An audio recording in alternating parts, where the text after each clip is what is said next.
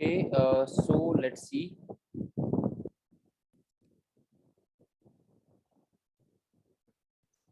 What are we discussing in last class? That is periodic properties. What are we discussing? That is periodic properties. Periodic properties में हमने क्या discuss किया था कि अगर zero से एंटी हो, डाउट्स कौन से रह गए थे?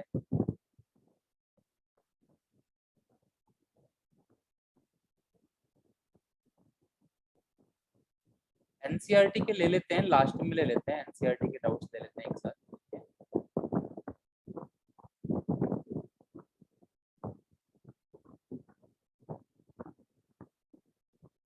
ओके, एनसीईआरटी के डाउट्स लास्ट में ले लेते हैं, करते रहो तुम लोग. तो हमने 8th प्रॉपर्टी देख रहे थे कल, उसके कुछ क्वेश्चंस भी देखे थे. दैट इज व्हाट, जीरो से n t f x d x is equal to n of zero से d f x d x.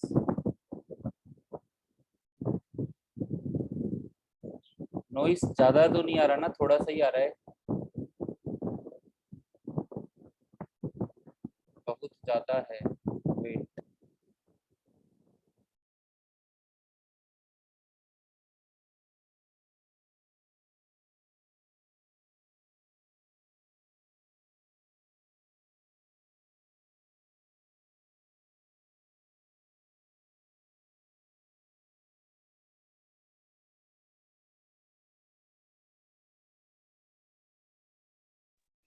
Okay अभी आई गेस नहीं आ रहा है ज्यादा. ठीक है अभी. ओके, थोड़ा थोड़ा आएगा बीच में. Okay let's see. हाँ, तो हम लोग कहाँ थे? ये वाली प्रॉपर्टी हम लोग कर रहे थे, एन ऑफ जीरो से t f x d x. Questions भी देखे थे. इसमें एक्चुअली कुछ सेगमेंट हैं, वो देखते हैं. बहुत मेनली यही प्रॉपर्टी यूज आती है मेनली, तो बाकी पर हैं, देख लेते हैं कौन कौन से हैं. सेकंड, अगर मान के चलो हमारे पास कुछ इस तरह का टर्म आता है, ए से a plus t f x d x. A से ए प्लस टी का मतलब क्या है? जैसे मान के चलो फ्रैक्शनल पार्ट फंक्शन ही है हमारे पास, फ्रैक्शनल पार्ट फंक्शन ही है. मैं तुम्हें बोलता हूं इसमें हाफ से लेके 3/2 तक का एरिया बताओ. मैं तुम्हें बोलता हूं हाफ से लेके 3/2 तक बताओ. तो अगर मैं दोनों को हाफ पार्ट पहले खिसका दूं, एक तरीके से what I am trying to say, जो हाफ से 3/2 में होगा वही तो जीरो से 1 में होगा ना. अगर दोनों को मैं यहाँ पे, भाई ये वाला हाफ पार्ट और ये वाला हाफ पार्ट सेम है, अगर मैं इसको हाफ पार्ट पहले ले दूं तो मैं हाफ से 3/2 को एक तरीके से जीरो से 1 लिख सकता हूँ ना, कोई दिक्कत थोड़ी है, एक ही तो एरिया है.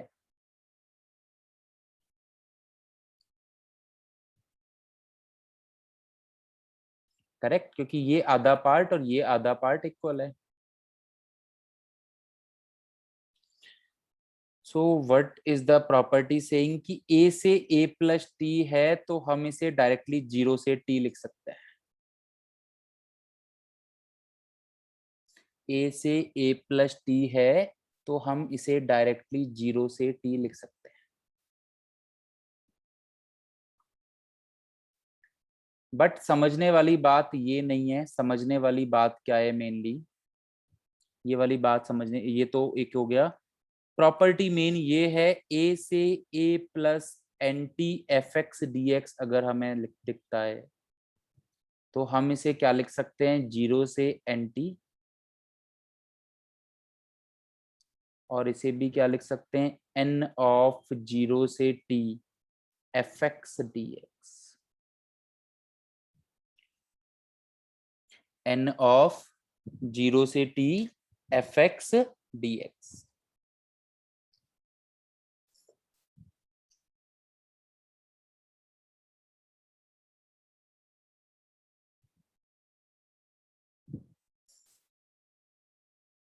अब देखते हैं इसके कुछ एग्जाम्पल। ठीक है, ये तो कल हमने देख लिया था, हम लोग देख रहे हैं ये वाला।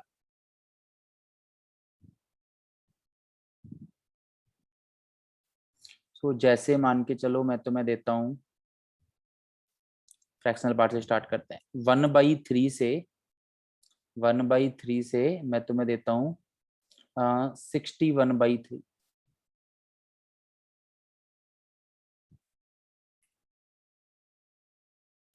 और मैं बोलता हूँ ई की power fractional part of x d x.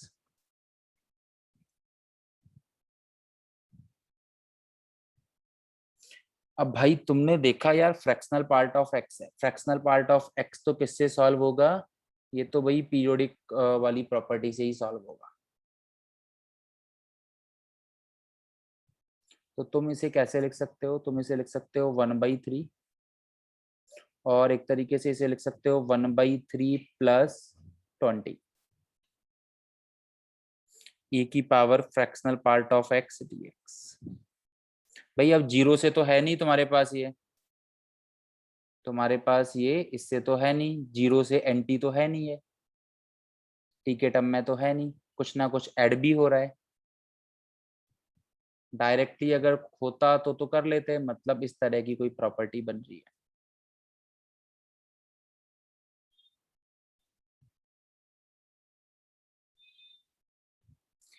अब अगर तुम्हें प्रॉपर्टी ये है तो तुम इसे डायरेक्टली क्या लिख सकते हो, इस 1/3 का कोई मतलब नहीं है।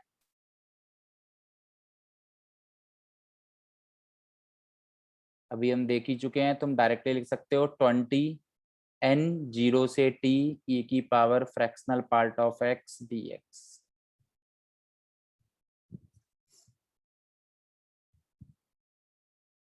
And now you know one thing, 0 से 1 में फ्रैक्शनल पार्ट ऑफ x किसके इक्वल होता है? x के इक्वल ही होता है। फ्रैक्शनल पार्ट ऑफ x किसके इक्वल होता है? 0 से 1 में x के इक्वल ही होता है इटसेल्फ। सो बस अब तुम्हें पता है 20 e की पावर x का इंटीग्रेशन e की पावर x 0 से 1। तो 20 और ये e और e की पावर 0 माइनस, ये हो गया आंसर।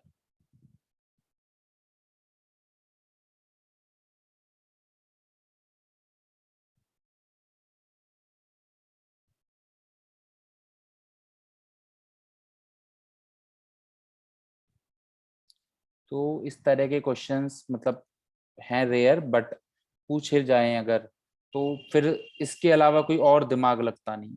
अगर तुम्हें प्रॉपर्टी पता है तो दिमाग लगता है, नहीं तो फिर नहीं लगता।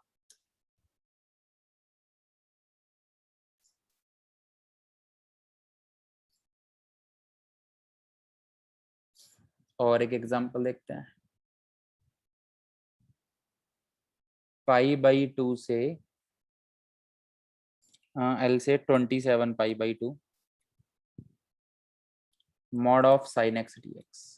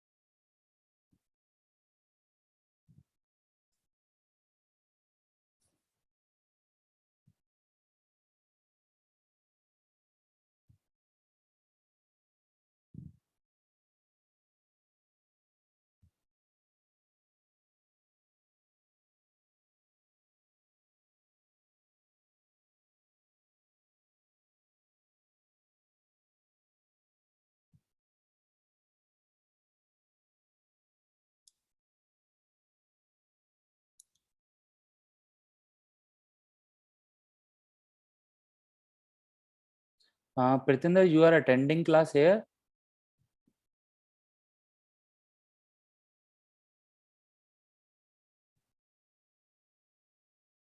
या कोई नया स्टूडेंट है इस क्लास का, नए नाम से प्रीतिंदर सिंह ब्रार, नाम तो सेम है।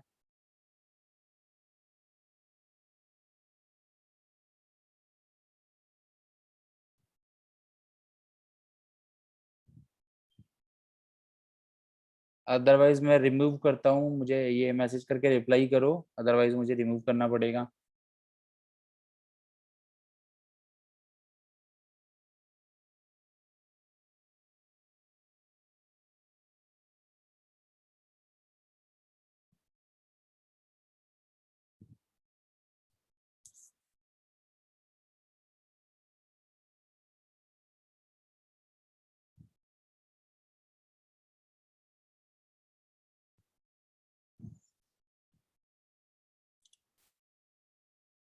Okay, answer is -13। Let's cross check बेटा।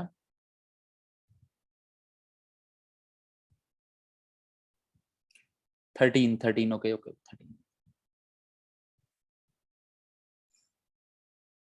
13 okay.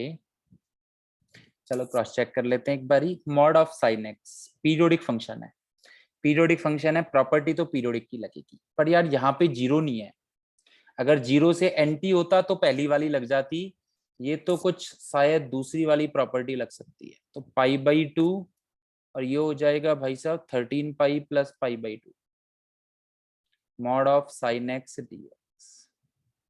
Mod of sine x का पीरियड होता है पाई, और नाउ वी नो दैट इसका कोई रोल नहीं है π/2 का, तो हम इसे डायरेक्टली लिख सकते हैं 13 ऑफ 0 से pi mod of sine x dx।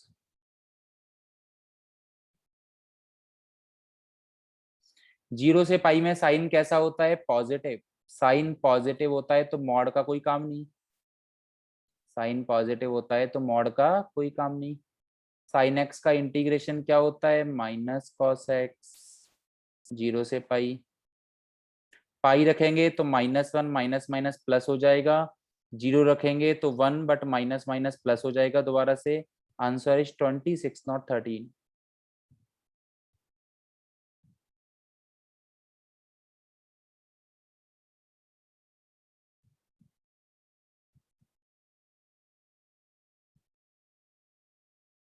ठीक है ना? तो बस प्रॉपर्टी का खेल है, इंटीग्रेशन तो कुछ करना ही नहीं पड़ रहा।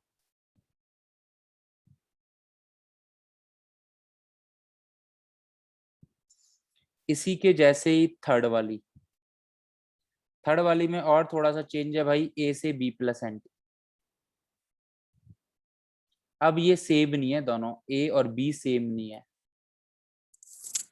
अभी क्या है, ए और बी सेम नहीं है। पहले वहां पे था सेकंड वाली प्रॉपर्टी में, ये π/2 और π/2 सेम था। यहाँ पे भी 1/3 1/3 सेम था।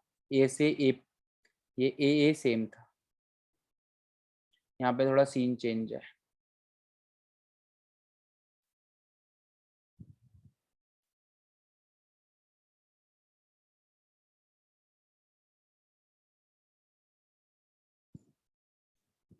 जैसे चलो देखते हैं भाई।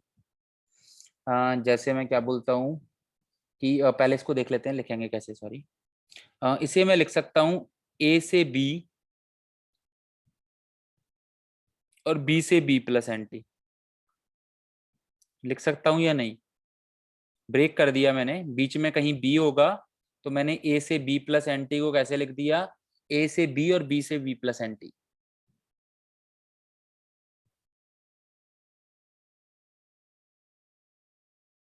ए से बी प्लस एंटी को जो हमने प्रॉपर्टी कौन सी पढ़ी थी, सेवंथ वाली प्रॉपर्टी जो पढ़ी थी उसके अकॉर्डिंग ब्रेक कर दिया। अब ये बी पे से बी प्लस एंटी वाला जो टर्म है, इसे अभी मैं पहले वाले की तरह ए से b f x d x, और इसे लिख सकता हूँ एन ऑफ 0 से t f x d x. तो ये हो जाएगा तुम्हारा इस प्रॉपर्टी में, अगर अलग अलग आता है तो। हैं सारे पीरियोडिक के ही। ए से बी प्लस एंटी को कैसे लिखा? ए से बी प्लस बी से बी प्लस एंटी। इन प्रॉपर्टीज की लोड लेने की जरूरत नहीं है, क्योंकि इतने सारे क्वेश्चंस भी ऐसे कुछ नहीं है इनके। बट हाँ, समझ में आ जाए तो बहुत अच्छी बात है, क्योंकि क्वेश्चन आता है तो बिल्कुल सीधा आता है और सीधा हो जाता है।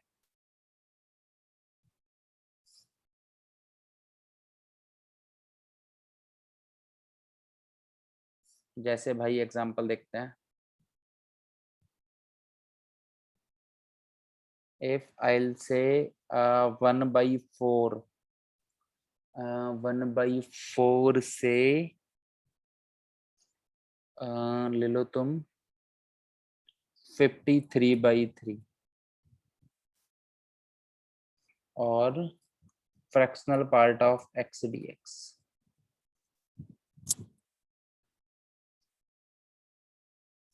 नंबर ऊपर कुछ भी हो सकता है, ऐसा नहीं है, यही एक तरह से हमने इसे पीरियोडिक के टर्म में लिखने की कोशिश की। किसके टर्म में लिखने की कोशिश की? पीरियड के टर्म से। तुम इसे कैसे लिखोगे भाई? तुम इसे लिखोगे 1/4 और इसे लिखोगे 17 + 2/3 या 2/3 + 17।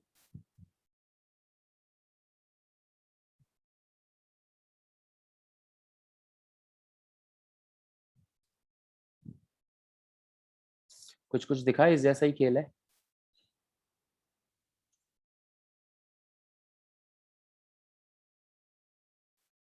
तो इसे तुम कैसे ब्रेक करोगे? 1/4 से 2/3 fractional part of x dx plus 17 0 से 1 fractional part of x dx।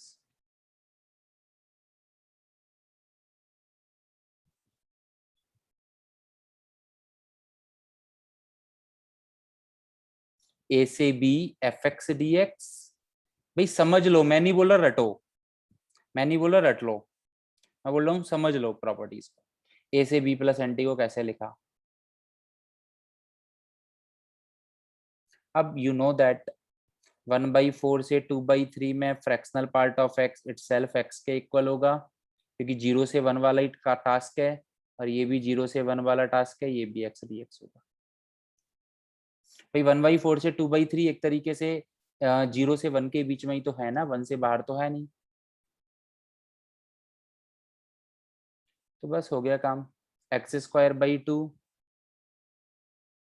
1/4 से 2/3 प्लस 17 x²/2 0 से 1। Now you can solve that 4/9 half 4/9 minus 1/16 plus 17 half minus 0।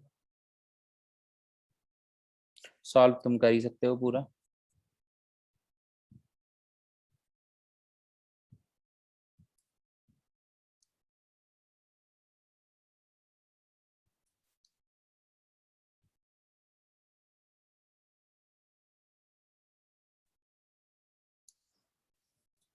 ठीक है, एक देता हूं, तुम ट्राई करो।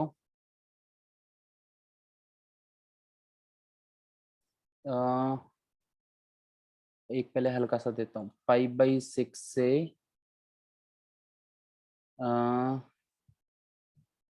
17 π/2 ले लेते हैं और चलो मॉड ऑफ साइन एक्स ले लेते हैं।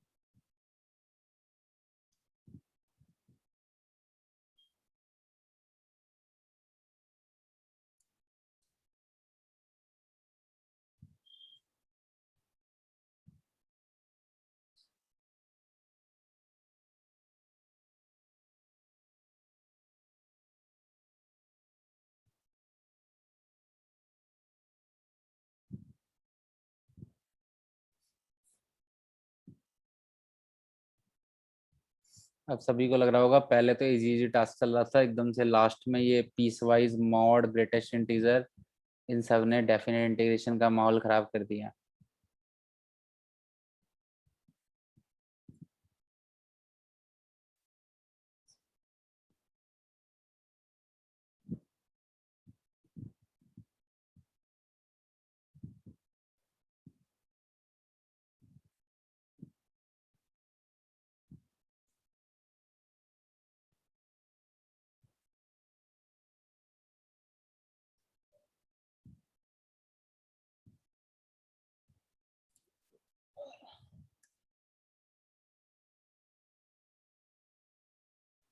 चलो देखते हैं भाई, इसे मैं क्या लिख सकता हूँ, पाई/6 और पाई/2 plus 8 pi mod sine x d x.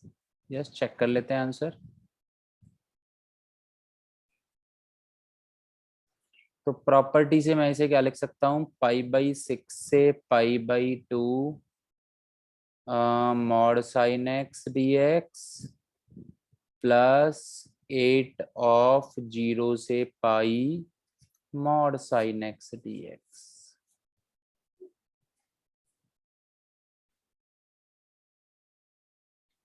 Okay,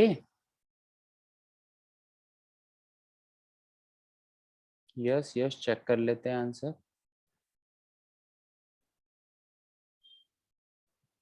सो ये अपना हो जाएगा mod sine x. First quadrant है, पाई/6 से पाई/2 फर्स्ट क्वाड्रेंट है, तो भाई साहब मॉड की क्या जरूरत है जब पॉजिटिव ही है। यहाँ पे भी 0 से पाई में साइन पॉजिटिव होता है, तो मॉड की कोई जरूरत ही नहीं है। तो नाउ साइन एक्स का integration minus cos x, minus को बाहर ही रहने देते हैं, पाई/6 से पाई/2 और ये अपना हो गया प्लस -8। साइन एक्स का इंटीग्रेशन माइनस कॉस एक्स है ना, इसीलिए माइनस ले लिया, 0 से पाई। तो पाई/2 पे तो 0 हो जाएगा, कॉस पाई/6 पे हो जाएगा √3/2, तो माइनस है तो माइनस √3/2।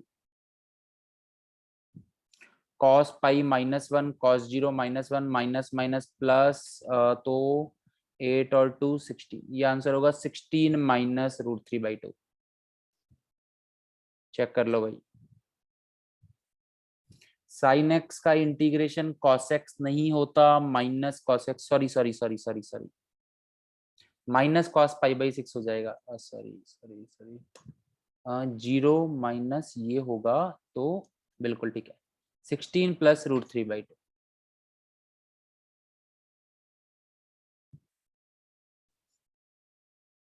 तो सगीना ने ठीक किया है।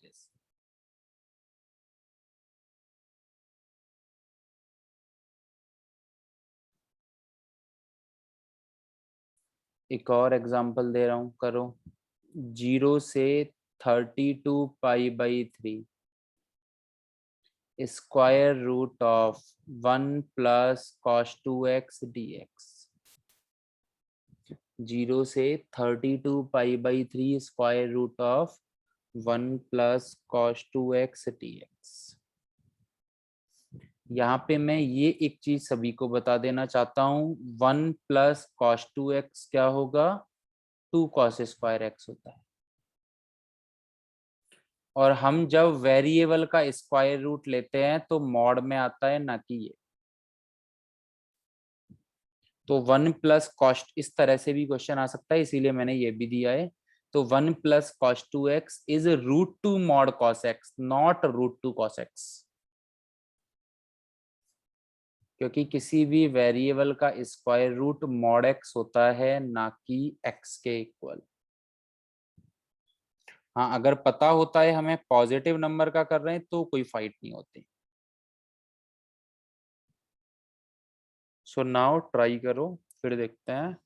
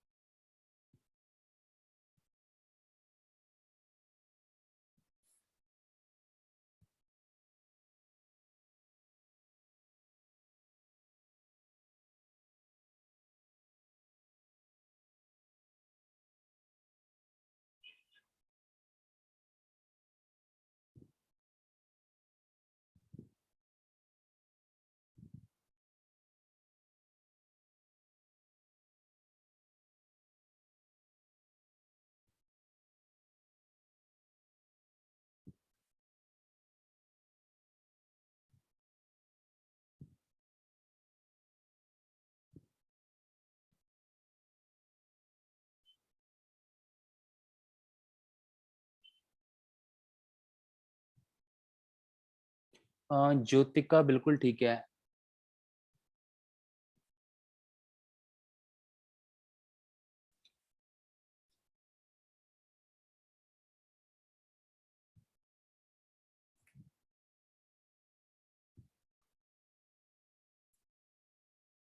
कर लो बाकी लोग, अभी मैं बस लिख देता हूँ ऐसे ही।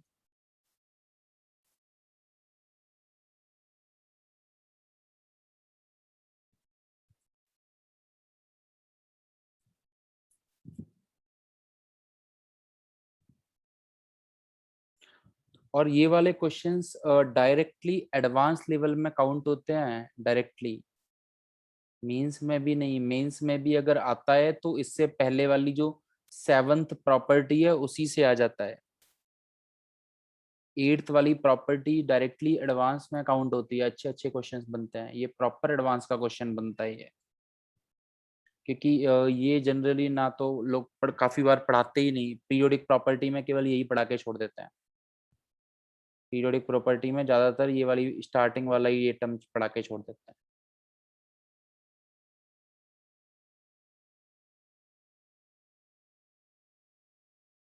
सो लेट्स सी, 32 पाई/3 को अगर मैं देखता हूं तो मैं इसे क्या लिख सकता हूँ, 3 से 10 पाई प्लस 2 पाई/3।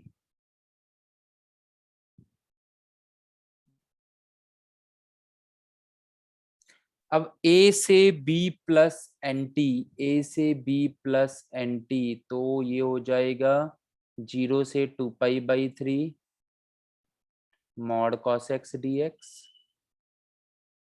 प्लस 10 0 से pi mod cos x d x. यहां तक देखो, पहले किसी को कोई दिक्कत है तो। फर्स्ट तो मैंने बता ही दिया था ये वाला स्टेप तो तुम्हें, कि square root of 1 plus cos 2x को क्या लिख सकते हैं, √2 मॉड कॉस एक्स। ये तो मैं बता ही चुका था। अब जो 32 पाई/3 है, अब इसमें हमें देखना है mod cos x periodic function है, लगेगी तो पीरियोडिक प्रॉपर्टी, तो पीरियड के टर्म में लेके आना है। मॉड कॉस एक्स का पीरियड क्या होता है, पाई, तो मैं पीरियड के टर्म में लेके आया। अब मैंने देखा यार ये तो a से b plus n t type दिख रहा है, तो a से b और n 0 से t। बस अब कोई दिक्कत नहीं, अब तो देखते हैं क्या क्या करना है। 0 से 2 पाई/3 मतलब 120 डिग्री, तो ये तो फर्स्ट में भी है सेकंड में भी है। तो फर्स्ट क्वाड्रेंट में कॉस पॉजिटिव होता है, इसीलिए पॉजिटिव ओपन होगा। और पाई/2 से पाई/3, 2 पाई/3 सॉरी, कॉस नेगेटिव होगा 90 से 120, second quadrant, cos mod negative open हो जाएगा। और ये हो गया अपना 10, 0 से पाई/2 first quadrant, that is cos x d x. और सेकंड क्वाड्रेंट 10, 0 पाई/2 से pi sorry minus cos x d x second quadrant.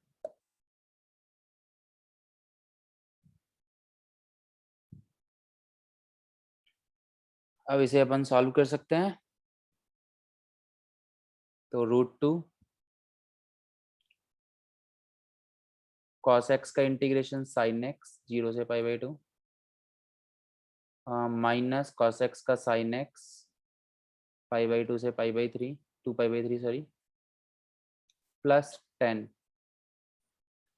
Cos x का साइन एक्स 0 से पाई/2, फिर -10 साइन एक्स पाई/2 से पाई।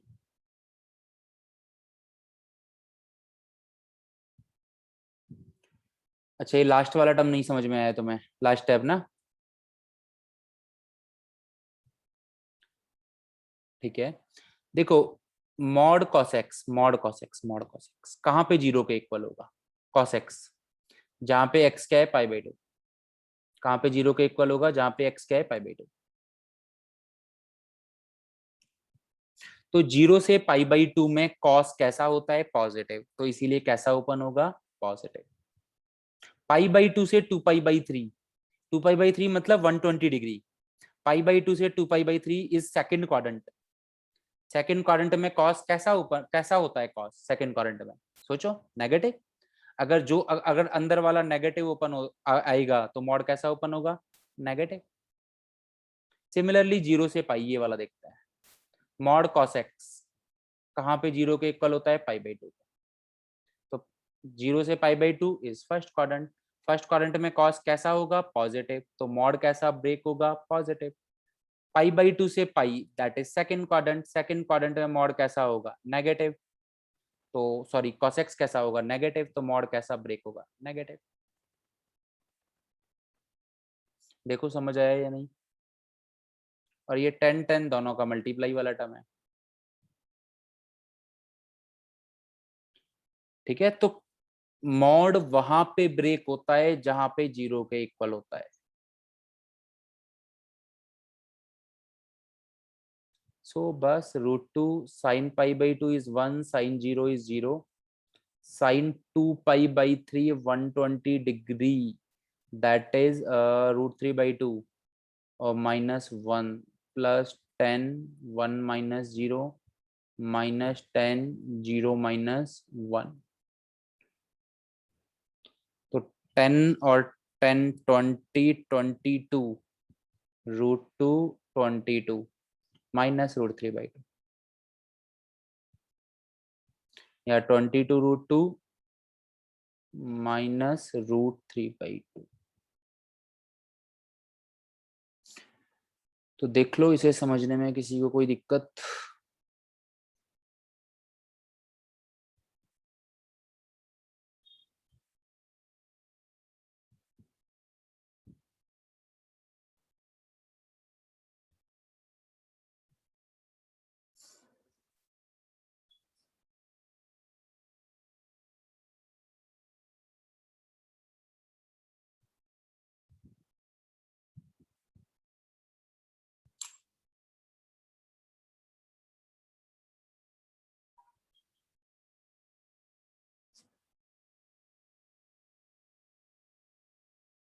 वन मोर,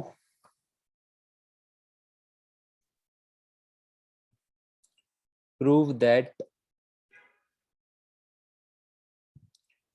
0 से n pi plus v mod of sin x dx is equal to 2n plus 1 minus cos v, where n is a positive integer या natural number कुछ भी कह लो, और v की वैल्यू जो है वो 0 से पाई के बीच में लाई कर रही है, ये गिवन है। तो प्रूव दैट 0 से n पाई प्लस v किसके इक्वल होगा, 2n प्लस 1 माइनस कॉस, जहां पे n एक नेचुरल नंबर है या पॉजिटिव इंटीजर जो भी कहना चाहो, और v जो है वो 0 से पाई के बीच में रहेगा।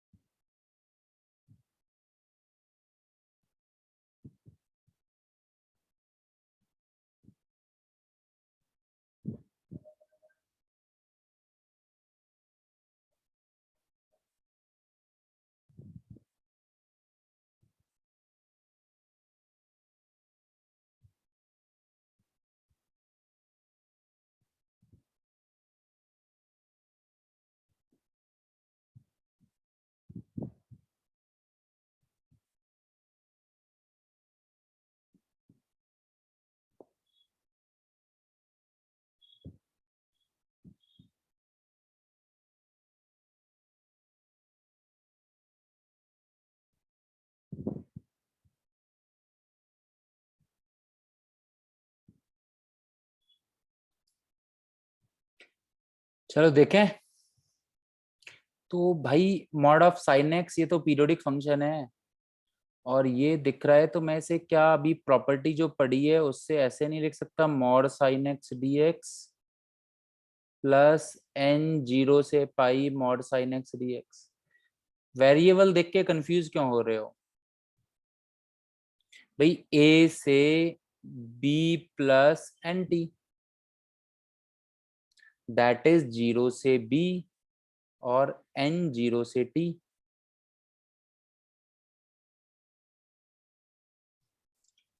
अब भाई जो v है ये जीरो से पाई के बीच में ही रहेगा, मतलब जो भी है फर्स्ट और सेकंड क्वाड्रेंट में ही रहेगा। जो v है वो जीरो से पाई के बीच में ही तो है, तो इसका मतलब फर्स्ट और सेकंड में ही रहेगा। तो फर्स्ट और सेकंड में तो मॉड की जरूरत ही नहीं, क्योंकि साइन ऑलरेडी पॉजिटिव होता है। सिमिलरली यहाँ पे भी साइन की जरूरत नहीं, मॉड की ऑलरेडी पॉजिटिव होता है। सो साइन एक्स का integration minus cos x zero से v प्लस साइन एक्स का integration minus cos x zero से pi. So this is minus cos v और minus one minus n minus one minus one. So this is 2n और ये plus one और ये minus cos v। तो 2n plus one minus cos, यही हमें proof करना था सी।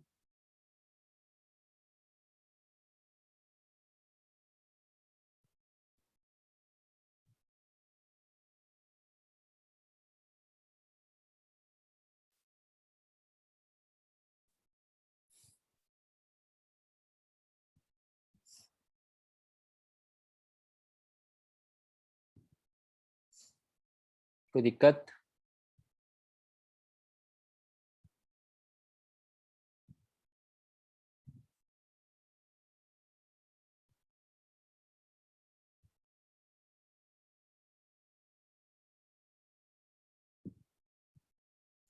ओके इसका लास्ट पार्ट फोर्थ,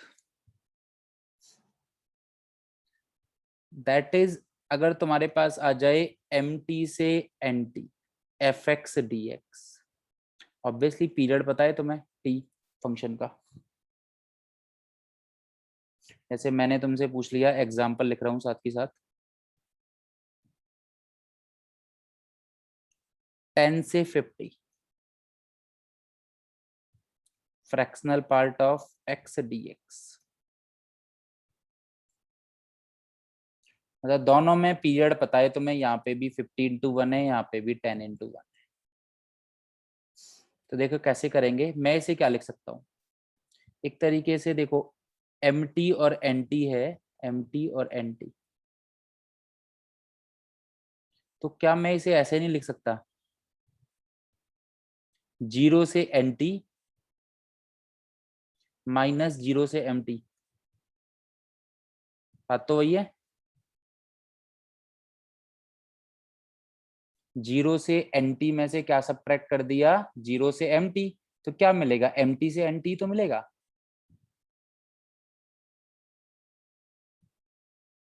जिसे हम क्या लिख सकते हैं, फर्स्ट वाले को एन ऑफ जीरो से टी, सेकेंड वाले को एम ऑफ जीरो से टी। तो फाइनली क्या लिख सकते हैं, एन माइनस एम जीरो से t f x d x.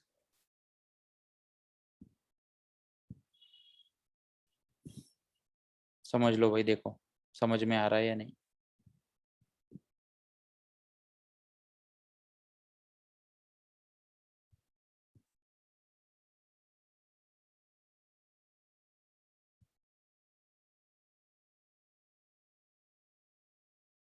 M t से एन टी को क्या लिखा, जीरो से एन टी और जीरो से एम टी, फिर वही जो हमारा फर्स्ट वाला पार्ट था, एन और एम को बाहर ले लिया, कॉमन लेके सब्ट्रैक्ट कर दिया।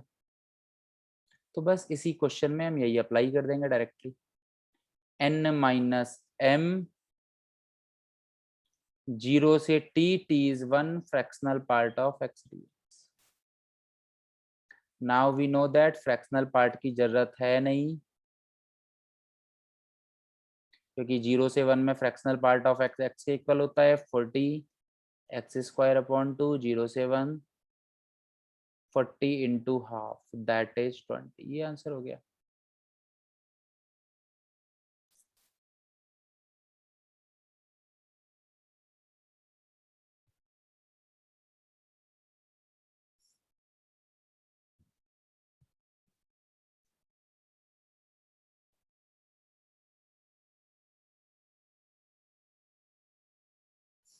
एक और देता हूँ।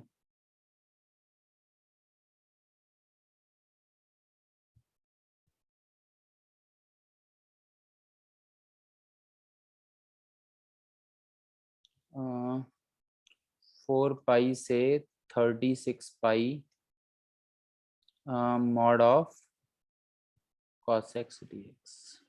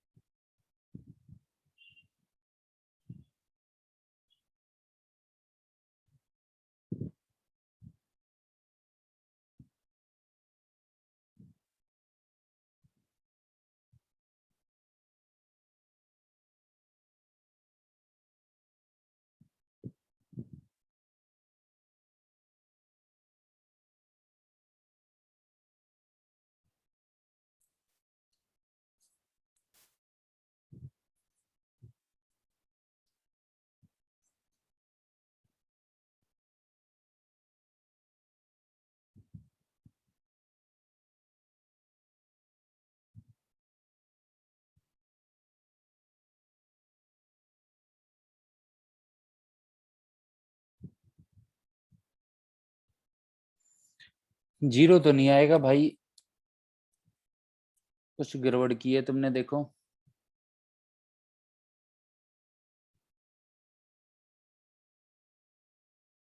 दो बार कर चुके हैं तब है ये वाली हालत, दो बार कर चुके हैं मॉड cos x को, तो ब्रेक हम लोग ब्रेक भी कर चुके हैं मॉड cos x को।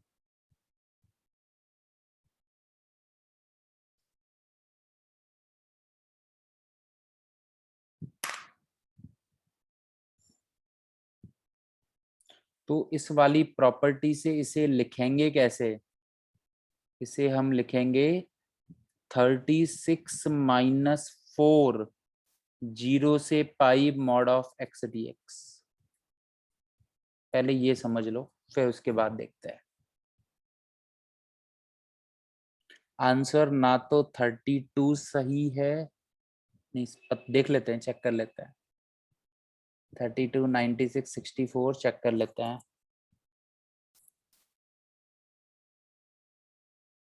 तो n माइनस एम जीरो से t F x d x.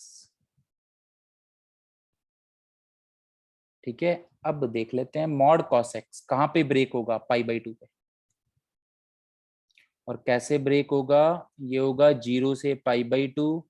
First quadrant में पॉजिटिव तो पॉजिटिव, सेकेंड क्वाड्रेंट में नेगेटिव, पाई बाई 2 से पाई तो नेगेटिव। पहली बार तो ब्रेक कर नहीं रहे।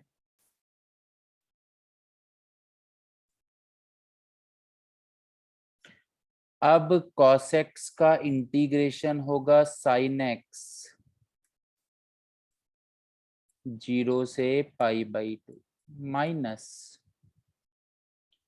cos x का integration sin x pi by 2 से पाई। सो 32 1 माइनस 0 माइनस 1, सॉरी 0 माइनस 1, तो 1 प्लस 1 2, 64 आंसर है।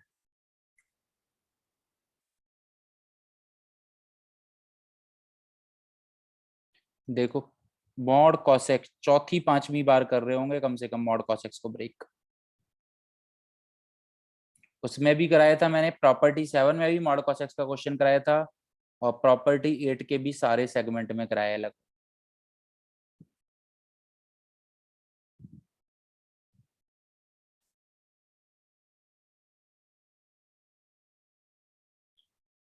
तो आई गेस यहाँ तक सभी को सब कुछ क्लियर हो गया है। ये वाला प्रॉपर्टी नंबर 8।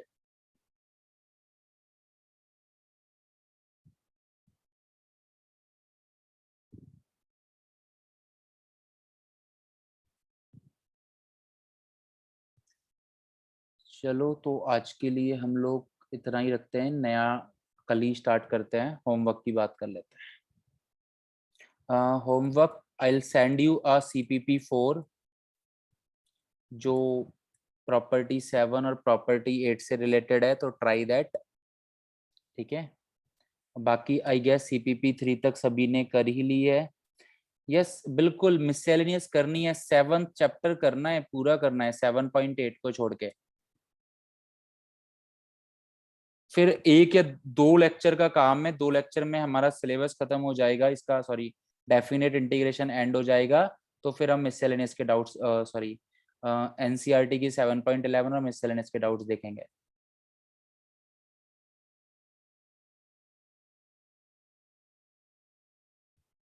ठीक है, और बाकी वही NCERT करनी है जिसने भी नहीं की है, CPP4 करनी है, और CPP थर्ड तक जिसने नहीं किया उसे कंप्लीट करना है।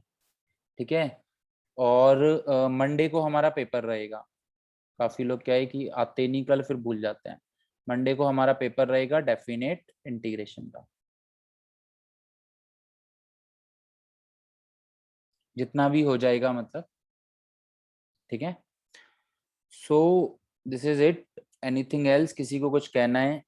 जो क्वेश्चन तुमने सेंड किया था, ठीक है, वो मैं बता देता हूँ, कल बता देता हूँ। ठीक है, कल डाउट्स के साथ ही बता देता हूँ ना। कल CPP4 के डाउट्स रख लेंगे, कल उसके साथ ही बता देता हूँ। कल CPP4 के डाउट्स रखेंगे, ठीक है ना, तो करके आना सभी लोग सॉल्व।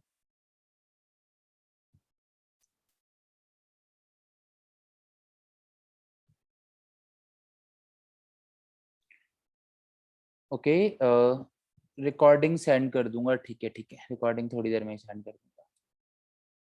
और कुछ? Okay, so this is it, so bye bye, take care all of you. I'll meet you tomorrow at same time.